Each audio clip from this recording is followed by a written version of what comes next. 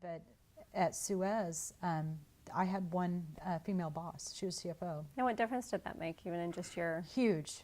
It was the first time. I mean, like all the men I've ever worked for, they've been so helpful. I mean, I know they were watching out for me because they didn't want to say it, but they were all worried.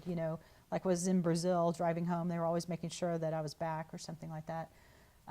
But they also knew I was very independent. So I find that very encouraging, though. Like, and I was going to ask you a specific question about that, just the barriers of your perceived colleagues and stuff. But it sounds like it was a more supportive environment than anything. It was, That's and great not to only hear. that, it was only the oil and gas industry that would hire a woman to go work on a dangerous job somewhere. And I hear all these stories all the time, and I'm just like, my experience has been somewhat different. That's great to hear.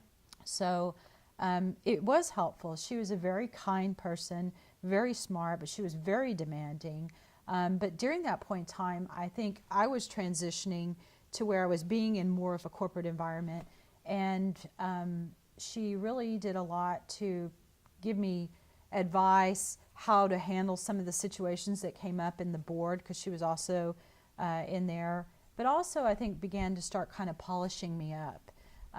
Because, I mean, I'd worked out in the oil field, right? So I had a bit of a potty mouth, and I was a little rough, and I had always been around men. So, I mean, I probably wore black and white every single day, and I just didn't really focus a lot on those things. So it really, and she continues to be a mentor and a sponsor to this day.